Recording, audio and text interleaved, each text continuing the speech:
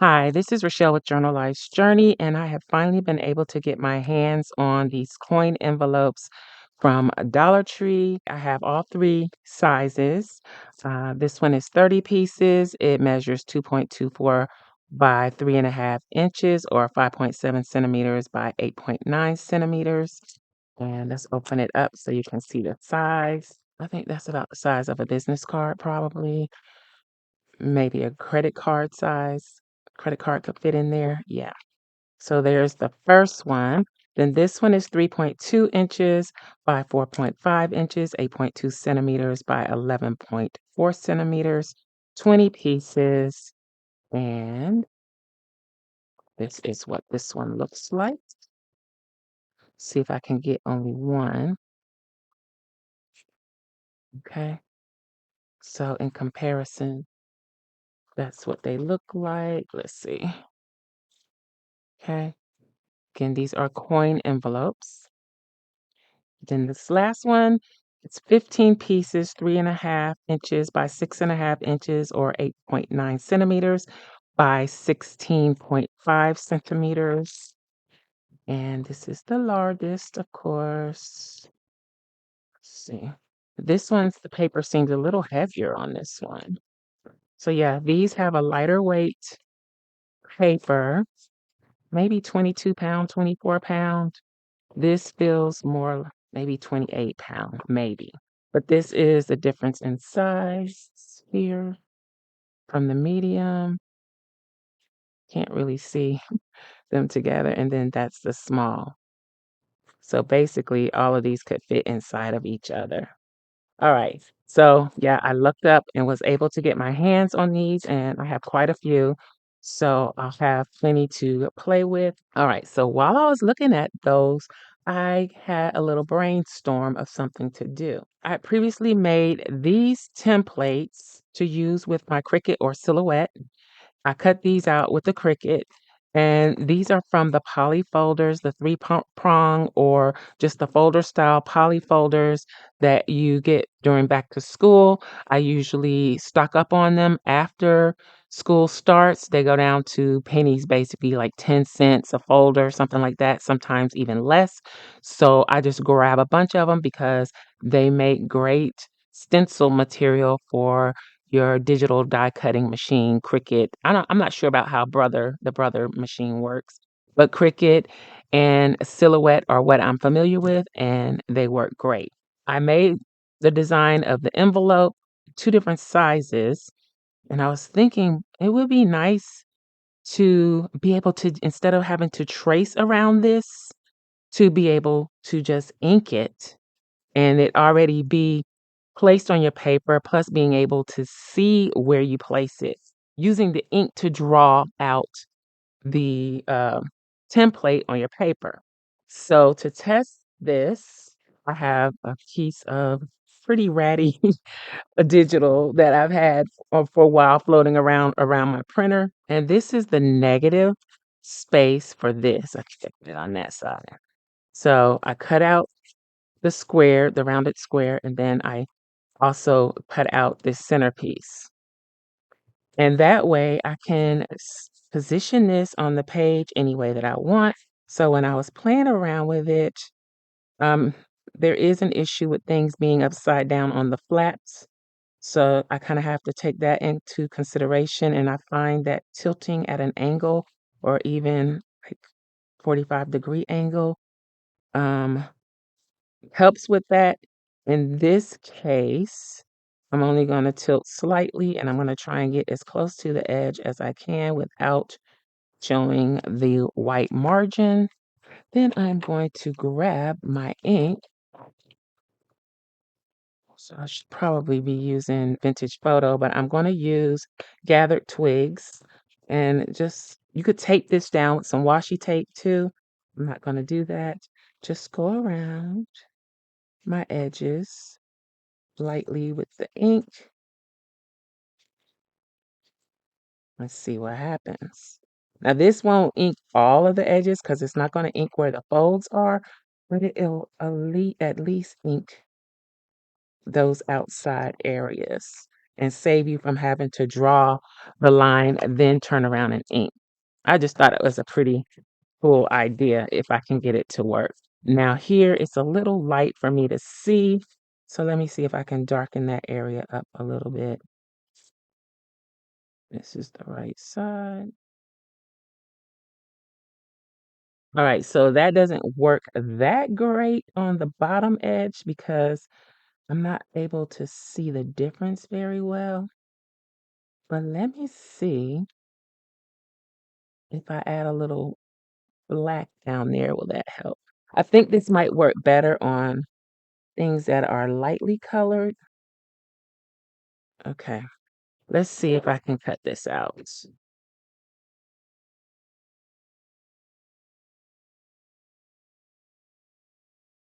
So I pretty sloppily cut that out, and I probably could stand to ink it a little bit more. But let's see. So because I've already inked all of those edges, the only thing I would need to ink now would be the folds of the envelope. And I think this works really well when I have little scraps like this or misprints, which I'll show you one in a moment, misprints that I don't want to just crash. I want to use bits of it if I can.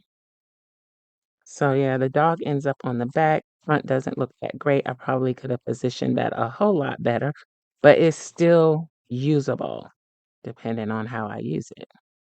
So let's glue it shut. But I think the inking works well. I still would need to come back, I think, and ink the folds, but I think this might be a bit of a time saver, at least for me. Okay. So then you're just gonna ink, ink, ink. Now the other template, just tracing it around the edge, is still a good template. It just doesn't save you the time of the inking, I think. I just thought it was cool to be able to ink it up, use that ink as my line or my guideline to cut, and then just do a little touch-up inking after it was cut and ready to go. Really didn't cut this very well. But there you go. You get the general idea. Okay. So I think I'm going to offer these envelope templates, the cut file, the SVG file, free. I'll put a link. I'm not sure where I'm going to, probably should have put those flaps the other way. I didn't even think of it. But yeah, I'm going to offer those for free. And I'll put the link in the description box below for the SVG files. Now these are just my test files, so this may be a little different. This one definitely was a test. I did a bigger one. Definitely a test because I didn't frame it up nice and neat like this, but the freebie, I'll try to have a nicer frame for you to cut. So I'll try that. So this is the negative for this one. Again, they can be used just like this. Trace around it with a pencil. The problem with inking around this is that the ink would be on the offcut piece. It wouldn't be on the actual envelope. So that's why I said, instead of having to trace around that, let's just ink it up.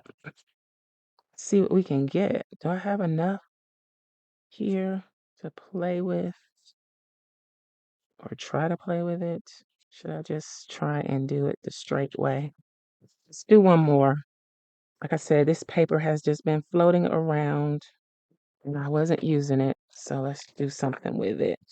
I'm also working on trying to make sure I have plenty of ephemera. Again, you can take this down. It's probably better.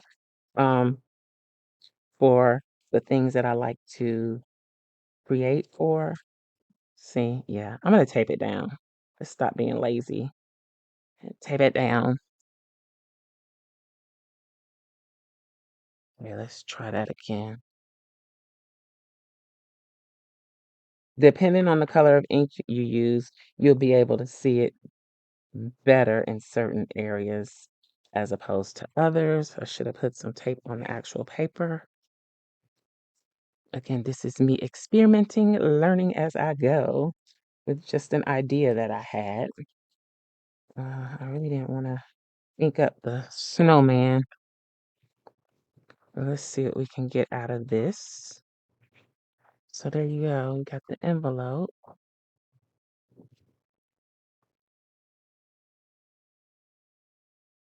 Unfortunately, we're not going to get the cardinal. Now with the smaller envelope, I probably could have got like 3 envelopes out of this piece. I didn't have that lined up very well. We're just going to fudge it a little bit. Okay.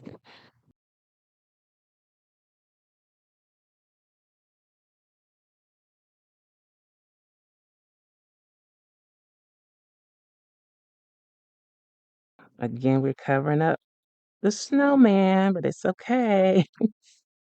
So this could be decorated up on the front. It gives somewhat of a Christmas vibe. And again, this is something that probably would have been wasted, crashed. So it gives it a new life, another way to use it. Let's go on this side too. And then this is the bottom. And of course, this is only good if you're into inking. This is good. If not, maybe not. I think this probably would have been nice if I'd used one of the green inks on it, maybe. I don't know. But there we go. 2 little Christmas envelopes with a digital that I probably would have trashed. And I can still do something with these pieces. I'll probably either use this for a collage piece or make some other type of ephemera. But you get the general idea. But again, these will be free.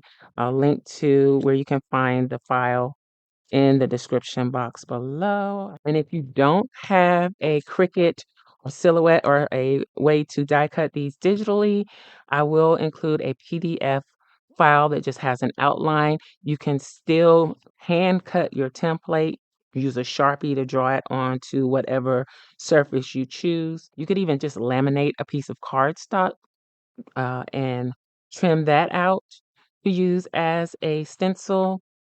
So that's the different ways you can make your own stencils without buying stencil blanks. They're fairly expensive, and I just don't see spending that much to cut a stencil that might not cut quite right the first try. So, anywho, don't forget to check your local Dollar Tree to see if you can find these envelopes. I know people have been sharing them for a while. I think it's probably been a year since I first saw somebody share these, but it took a while for them to get to one of my Dollar Trees. So there you have it. I did want to show this other envelope. So here's another one that I made. I'm a stickler for not just tossing things that I print accidentally on the wrong paper. I meant to print this on cardstock. Usually I print this on sticker paper. This is one of the digitals that I use for my planner website, but I decided to make some small die cuts with it instead, and I accidentally printed it on regular paper, and I don't like to use die cuts with just regular paper. This is 32-pound paper, so I decided I would just cut it out as an envelope, and for this, I used this template. So I just cut it out, traced around it with the pencil, and then cut it out. Now this one, I doubt I'll be inking. I'm gonna go ahead and put it together. Um, but yeah, so all of these are coin envelopes. And let me give you the size of these once I get this together so you can have that information. I'm going to figure out how to get what I want to show up a little bit better, a little bit more, one way or another. But we're going this side first. Yeah, that is the right way. Then this over this, and this over this. And again, you don't necessarily need a die cutting machine to do this. You can cut them by hand. I'll include the file to make it simple to do that. I'm just using my ruler to burnish. And there we have the envelope, and you can decorate it up. As far as the size, it is 2 5/8 by 4 1/4. The big one. The small one is 1 5/8 by 2 5/8. So there's the two together. And then we have the Dollar Tree.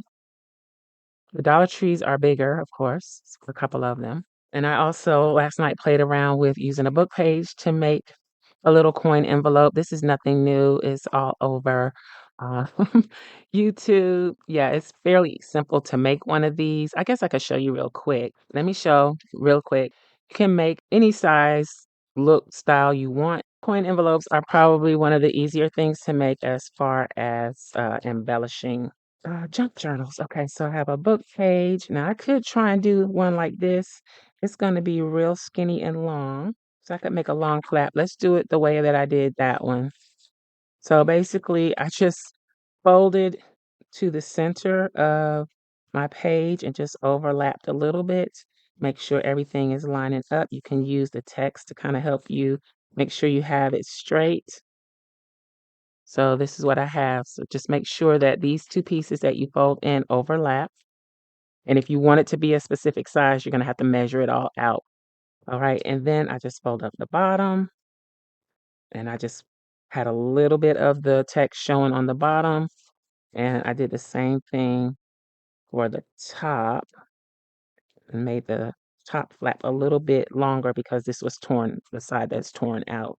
I'm not measuring anything, just doing it by sight. And then I'm just going to cut off, miter the corners here. Try to keep them the same. You don't have to. You could actually round them if you wanted to. But I'm just going to put a small miter on both sides. So from maybe like an eighth to a quarter of an inch in down to the fold. Same thing on all four sides. Then I am going to trim off the torn part. You might like to leave that on. I'm going to trim it off. All right. So when I open it up, I have 1, 2, 3, 4, 5, 6 flaps. These two top and these two bottoms, I'm going to cut off, and I'm going to cut them off at a slight angle. So I'm going to miter cut those. Let's fold it better so I can see.